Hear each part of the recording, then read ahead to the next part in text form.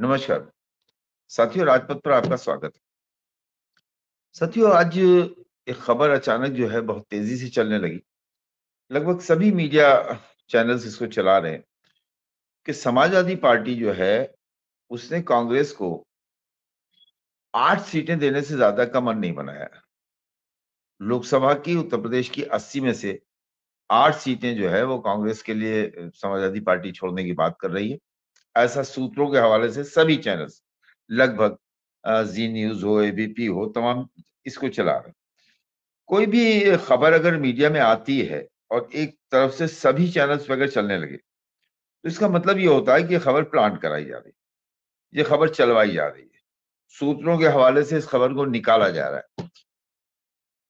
31 तारीख last date रखी गई है इंडिया गठबंधन की बैठक में, और आज जो है 26 तारीख भी हो गई है।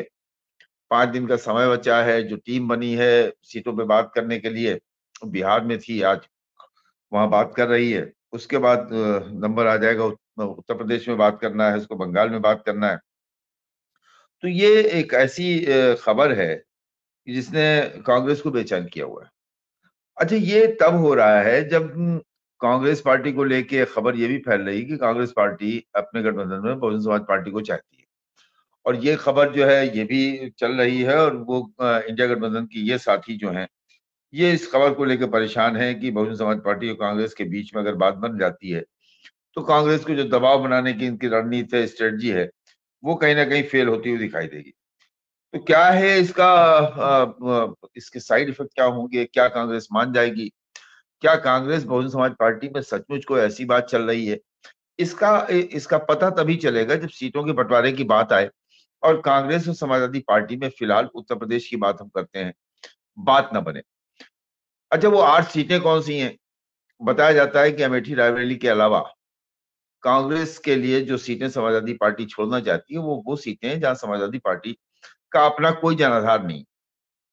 जैसे वाराणसी छोड़ना चाहती है, लखनऊ छोड़ना चाहती है, इलाहाबाद छोड़ना चाहती है, कानपुर छोड़ना चाहती है। इस तरह की सीटें जो है वो कांग्रेस के हवाले करना चाहती है समाजवादी पार्टी, और अपने लिए बाकी सीटें रखना चाहती है, जिसमें राष्ट्रीय लोकदल को 2 से 3 सीट या 4 सीट का जो वो है वो दे, और एक सीट जो है पल्लवी पटेल को, और बाकी सीटों पे 70, 75, 65, 70 सीटों पे समाजवादी पार्टी लड़े। ये एक ऐसी खबर है कि जिसको चलने के बाद शायद कांग्रेस के खेमे में बड़ी बेचैनी हो गई होगी। मेरे पास सुबह ही मेरे कांग्रेस के मित्र हैं, उनका फोन आया, और वो इस बात को लेके बहुत चिंतित थे कि ये क्या हो रहा है समाजवादी पार्टी की तरफ से कांग्रेस के साथ। समाजवादी पार्टी ऐसा क्यों कर रही है? मुझे लगता है कि समाजवादी पार्टी का जो रवैया है वो ये है, देखना चाहती है, दबाव बनाने की राजनीति रणनीति है कि अगर कांग्रेस दबाव में आ रही है तो इसका मतलब ये है कि कांग्रेस का किसी से गठबंधन की बात नहीं चल रही है, और कांग्रेस अगर दबाव में नहीं आ रही है तो इसका मतलब है उनकी बातचीत चल रही है। यही हाल ममता बनर्जी का है। बंगाल में ममता बनर्जी कांग्रेस को जो है 2 से 3 सीट देना चाहती हैं। केजरीवाल पंजाब में और दिल्ली, 2 राज्य उनके पास हैं, और दोनों राज्यों में वहां की राज्य इकाई जो है पंजाब की तो कांग्रेस के साथ अलायंस करने के पक्ष में नहीं है, और दिल्ली में समाजवादी क्या कहते हैं, आम आदमी पार्टी कांग्रेस के लिए सीट शायद ही छोड़े। तो ये सारी चीजें ऐसी हैं जो मोदी के खिलाफ एक मोर्चा बनाने की जो बात थी, वो हवा हवाई सी ऐसी प्रतीत हो रही है। राजनीतिक विश्लेषकों का कहना है, लगातार इधर आपने देखा होगा कि तमाम लोग इस तरह की खबरें लेके अपने विश्लेषण, खबरें, डिबेट्स लेके आए कि इस जो 2024 का लोकसभा का चुनाव है, उसमें मोदी के खिलाफ जो मोर्चा बन रहा था, उसमें जो है आपस में सीटों को लेके आपसी लालसा, आपसी एक दूसरे को पटकने की जो एक जो चाहत है कि एक दूसरे को पटका जाए, मुस्लिम वोट कहीं भाग ना जाए, ये जो समाजवादी पार्टी और ममता बनर्जी का सोचना है इसको लेके, ये सारी चीजें अभी तक 4 महीने में चुनाव है और अभी तक इन लोग सीटों की बात नहीं पूरी हो पाई है। बताया जाता है कि इससे इतर बहुजन समाज पार्टी के साथ जाने में कांग्रेस को बहुत फायदा है, और साथ साथ बहुजन समाज पार्टी का अपना उनका जो वोट आधार है, और जो अभी एक सर्वे आया, आज सुबह मैं यूपी तक पे था, मैंने उस सर्वे पे यही बात कही कि उस सर्वे में बहुजन समाज पार्टी को 5% वोट दिखाया जा रहा है। उनका जो वो है सैंपल साइज है, वो सिर्फ 16,000 है। 16,000 के सैंपल साइज, 13,000 का सैंपल साइज, 13,000 के सैंपल साइज में 80 लोकसभा और मैंने यही बात कही थी कि 80 लोकसभा का मतलब हुआ एक लोकसभा में 2000 बूथ होते हैं। तो 2000 बूथ अगर एक जगह पे है तो आप सोचिए 1,60,000 बूथ की जो गणना है वो आप 13,000 के सैंपल साइज से कर रहे हैं और बहुजन समाज पार्टी को 5% वोट बता रहे हैं कि उनको मिलेगा और 11% अदर को, अन्य को। और ये अदर्स कौन है, अन्य कौन है, इसका कोई जिक्र नहीं है।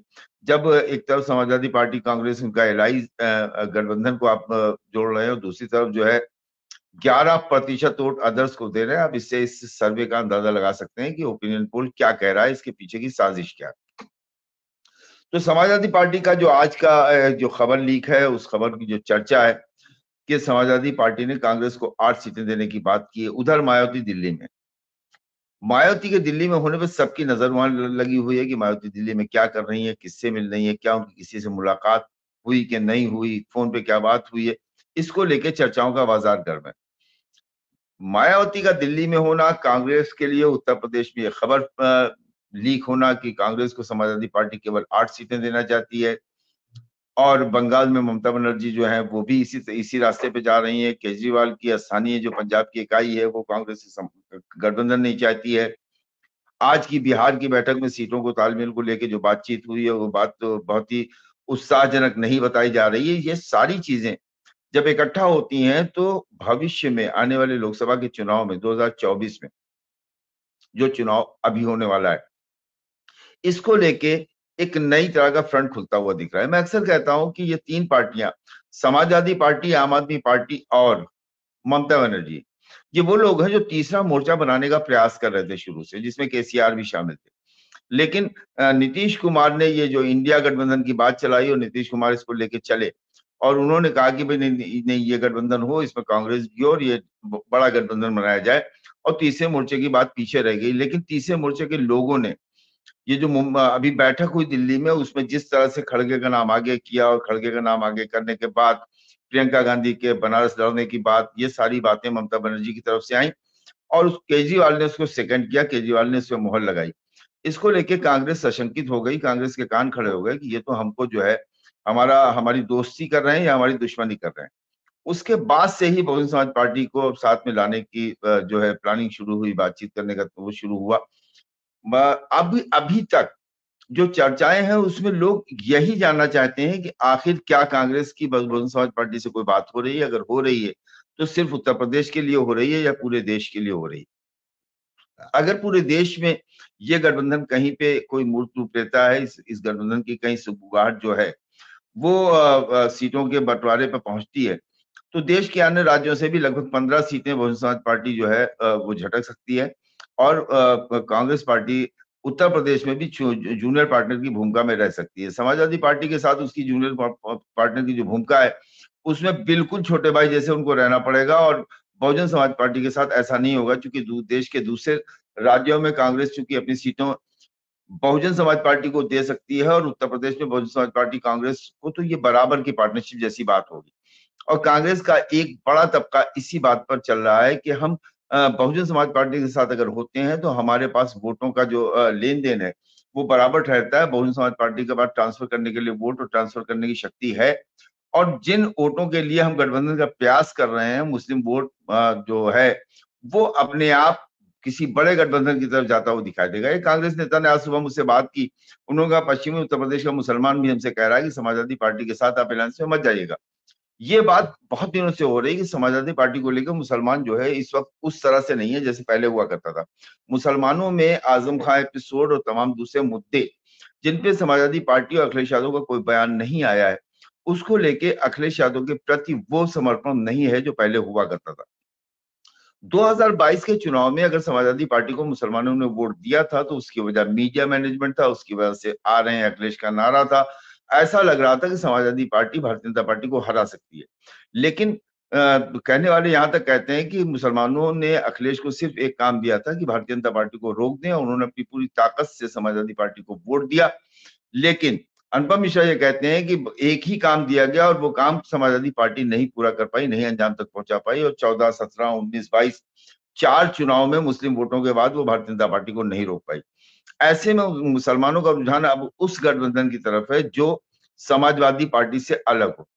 अब ये कब होता है, कैसे होता है, ये तो भविष्य के गर्भ में है, लेकिन सीटों के बंटवारे को लेकर जो समाजवादी पार्टी का रुख है, जो मीडिया में खबरें चल रही हैं, जो मीडिया में खबरें आ रही हैं, जो बातें सुनाई दे रही हैं, वो बहुत ज्यादा उत्साहवर्धक नहीं कही जा सकती हैं। और ये खबरें ये बताती हैं कि अब जो है, जो बात हम लोग बहुत जमाने से कहते आ रहे थे, शायद समाजवादी पार्टी और कांग्रेस के बीच में बात न बन पाए। तो या तो सब अलग अलग लड़ेंगे, और अगर अलग अलग नहीं लड़ते हैं तो फिर एक गठबंधन ऐसा हो सकता है जो बिना समाजवादी पार्टी के उत्तर प्रदेश में गठबंधन आपको होता हुआ दिखाई दे। लेकिन ये संभावनाएं हैं, हम संभावनाओं पे बात कर रहे हैं, लेकिन आने वाले कल में जो आज की स्थिति हम देख रहे हैं, ऐसी स्थिति में समाजवादी पार्टी और कांग्रेस के बीच में बहुत कुछ ठीक ठाक नहीं चल रहा है। और सिर्फ उत्तर प्रदेश ही में नहीं, बंगाल और केजरीवाल की तरफ से भी ऐसे ही कुछ दिखाई दे रहा है। तो ऐसे में क्या होगा, भविष्य क्या होगी, रणनीति क्या होगा, नए गठबंधन का स्वरूप क्या, गठबंधन से चुनाव होगा, ये सब अलग अलग लड़ेंगे, ये देखना दिलचस्प होगा। तो साथियों, बने रहिए राजपथ के साथ। आज के लिए इतना ही, और मिलते हैं किसी नए टॉपिक के साथ, नए सब्जेक्ट के साथ। रात 8 बजे गौरवपाल हरियाणा राज्य की समीक्षा लेके आएंगे कि वहां पर बहुजन समाज पार्टी कितनी सीटों पर मजबूत है, कितना अच्छा लड़ सकती है, वो आज रात को करेंगे। और ये सिलसिला अब विधानसभाओं का मतलब सॉरी लोकसभाओं की सीटों का अलग अलग राज्यों से आकलन राजपथ पर आप रोज देख सकते हैं। नमस्कार, बने रहिए राजपथ के साथ।